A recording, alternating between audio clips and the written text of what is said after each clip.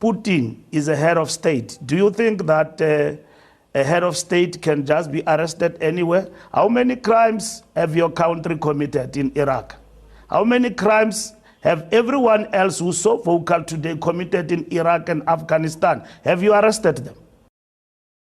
Go beyond the friendship with Russia, and in the war, I will align with Russia, and I will even supply the weapons to Russia, because Russia is in a war with imperialism.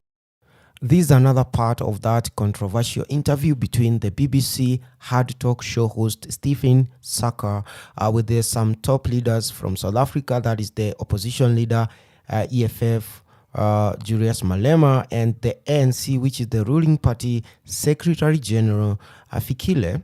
And from that interview, he kept asking them about the relationship between South Africa and Russia, and whether South Africa gave Russia weapons. And their answer is what is creating all this buzz across the world, because the answer is straightforward, is an answer that makes sense actually, because this even goes ahead to show that Africa is actually tired and sick of this narrative from the West about Russia. That's why you're seeing the foreign minister of Russia today is in Kenya to meet the president there.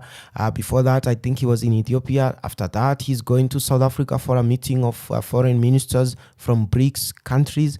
So this goes to show that Africa actually is not interested with what the West wants them to do, and they are more interested with working with Russia the same way they would work with any other country. Now, I want to play the remainder part of that interview between the ANC Secretary General Fikile and this BBC journalist. You can watch it and listen to what he said when he was asked those questions. South Africa is on strike. Investors now are very negatively disposed to this country. They've lost faith and they've lost trust. For outside investors, they look at the foreign policy, diplomatic orientation of South Africa. They see that right now you are locked in a tense dispute with the United States because the US sees you as deeply sympathetic to Vladimir Putin's Russia, despite the Russian all-out invasion of Ukraine. We have explained those issues. Our government is dealing with those matters with the United States of America. We are not locked in any dispute of any form. And we are non-aligned when it comes to the conflict in Russia.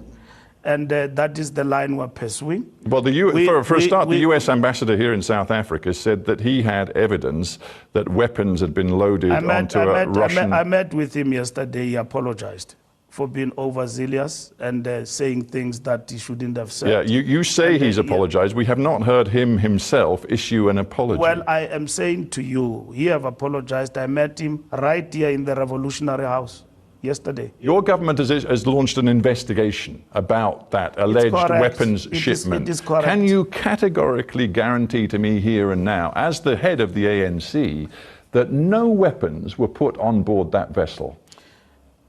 Our government has reassured the ANC that there is nothing to the truth about weapons being exchanged between our countries. I phrased my question carefully. Can you now categorically say no weapons were put on board that Russian ship? I've explained to you that there is a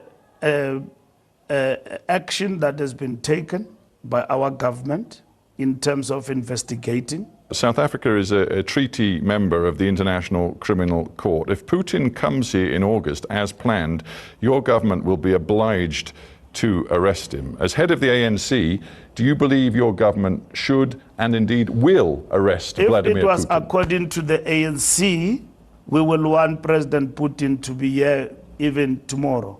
You would? To come to our country. But you would welcome Vladimir Putin here right now? Of course we will welcome. A man who is being investigated for war crimes by the International Criminal Court. We will welcome him to come here as part and parcel of BRICS, but we know that we are constrained by the ICC in terms of doing that. Putin is a head of state. Do you think that a head of state can just be arrested anywhere? How many crimes have your country committed in Iraq? How many crimes have everyone else who's so vocal today committed in Iraq and Afghanistan? Have you arrested them? You have not. You know the impact that You're this stand making of a yours... lot of noise about putting in state of working for peace between Ukraine and Russia, and you failed to resolve the war. Where are the weapons of mass destruction?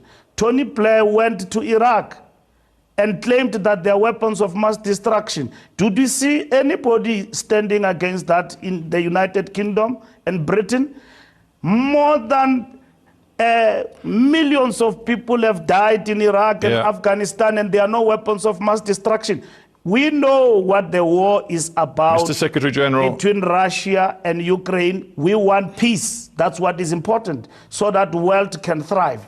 And organs and institutions of the world that institute world peace must not be conspicuous by their silence in deciding decisively. We don't have much time left. Peace. I want to bring it back to domestic South African politics before we end. You know, I think this notion of international rules is very comfortable for some people to use when it suits them. But they don't believe in international rules when it doesn't suit them, because they don't apply international rules or law equally in all circumstances. So you can't say because Ukraine has been invaded that suddenly sovereignty is important, but it was never important for Palestine. It's very peculiar. If you believe in international law truly, then wherever sovereignty is infringed, it must apply. And this is the point we've been making, that we use the framework of international law unequally, depending on who is affected. And we are arguing that that must change. And one of the interesting changes that has occurred is the sudden movement, because Russia has invaded Ukraine, that we say, okay, let's not allow the Security Council to just have the veto and let it pass. We take it to the General Assembly. When some of us had been calling for the General Assembly to have a greater say, we never enjoyed support. But suddenly today, see, that's where international law begins to mean nothing. Because for some, we see it as a cheating, and for others, we see it as a benefit. So our argument is, let's revise the international multilateral system to ensure that we observe that post-1948 has arrived.